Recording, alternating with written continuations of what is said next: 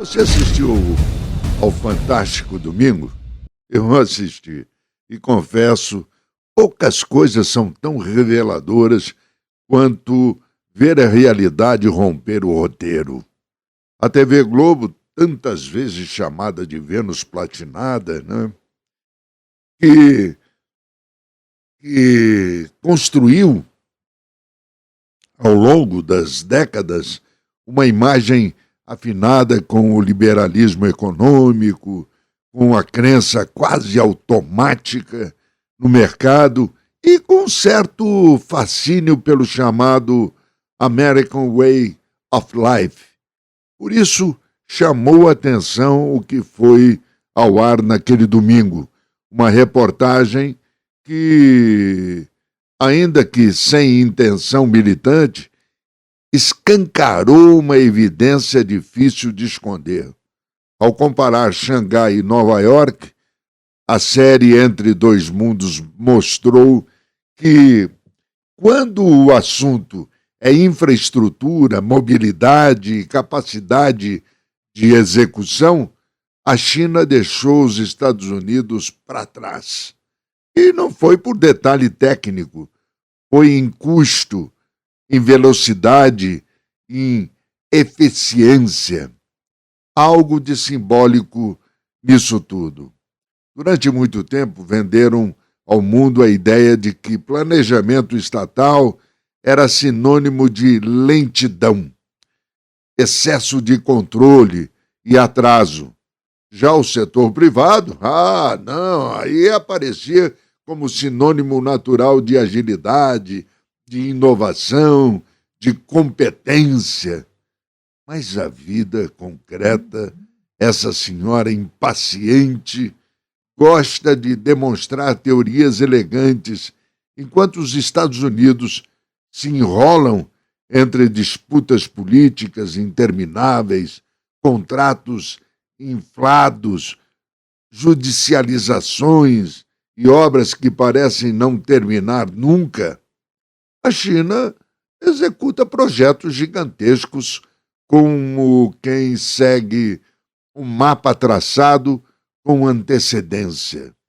O trem de Xangai virou exemplo didático, construído em poucos anos, com alto desempenho e objetivo muito claro. Do outro lado, Nova York exibiu a sua conhecida dificuldade de concluir expansões caras, lentas e frequentemente frustrantes. Não se trata apenas de engenharia, trata-se de visão de tempo. Sociedade que é organizada exclusivamente pela urgência do lucro costuma pensar nos próximos trimestres. Já projetos nacionais exigem pensar em décadas. E talvez seja esse o ponto que mais incomoda. A China planeja o futuro, enquanto parte do Ocidente negocia o presente. A estação lá em Xangai, monumental, não é? E funcional, não surgiu por acaso. Assim como a gigantesca malha metroviária lá de Xangai não nasceu de improviso. Houve metas, coordenação, prioridade política e capacidade de mobilizar recursos públicos para necessidades coletivas. Parece simples, porque na verdade é. Esse é o mundo socialista. Mas no mundo em que nos acostumaram a chamar de investimento público de desperdício e abandono urbano de austeridade, o simples se tornou revolucionário. O mais curioso daquela reportagem foi justamente isso. Sem levantar bandeiras, ela mostrou bandeiras caindo, mostrou que há momentos em que os fatos falam tão alto que até os discursos mais treinados precisam abaixar o volume. Mostrou que eficiência não pertence à ideologia, principalmente aquela do lucro desenfreado, não é? Não mesmo. Mas costuma aparecer onde existe projeto de país. Mostrou que desenvolvimento não nasce sozinho da mão invisível, especialmente quando pontes, trens, metrôs e cidades inteiras exigem mãos bastante visíveis trabalhando.